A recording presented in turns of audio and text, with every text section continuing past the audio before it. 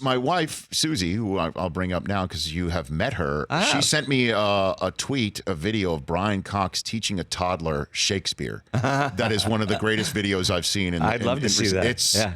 I mean, what is it like being on the set with him, Alan? He's just like the rest of us. He's just a bundle of neuroses. He's just like he's like any other actor. He just happens to be a great one. He is terrific. Yeah, wonderful guy. Right. And this is true with a lot of dramatic actors. Is between takes, they're just bananas because they have to let it all go. Right. So he's in between takes. He's a little bit silly. Well, which is wonderful. There is scenes where he was throwing meats on the floor a couple of episodes ago, where he's actually throwing hot dogs at people. Bore on the floor. Bore on the floor.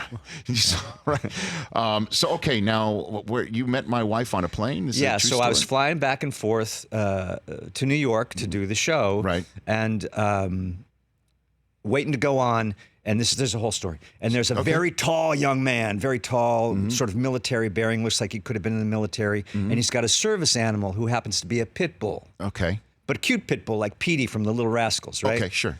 And then a woman shows up with a dog that's about the size of a sandwich. And then she says, "Oh my God, is your dog going to eat my dog?" And then the guy got very upset. He's like, "Why would you say such a thing? Why? He's a very gentle dog." And then another guy interjects himself and it's like, "Hey man, back off. You're acting like a douchebag." And so it's like, wow, it's like people are going to start throwing hands or whatever. So anyway, then I go on board and then your wife comes in, sits next to me, and then we see the very tall man walk by with the pit bull. And your wife just says, "Dogs on planes, not a fan." My wife said that? Yeah, she said, "Dogs on planes, not a fan," And so then she told me that, and so we, and then I found out that she was married to you. I did that show, all that stuff. Right. And then she told me that the woman with the little sandwich dog went to the counter and said that she was traumatized by the incident and she needed to be put on another plane and needed to be upgraded. So she was that lady. What? She was that lady, right?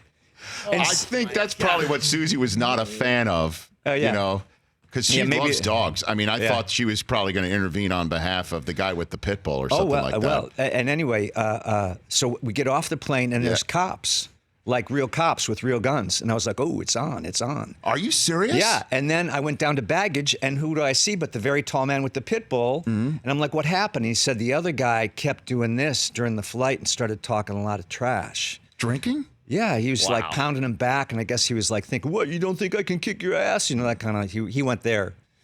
And so the very tall guy with the big dog was actually very sweet. And anyway, so that was that story. And I met your wife. And you met my wife. Wow. There you go. What a flight. It was a flight. How about them apples?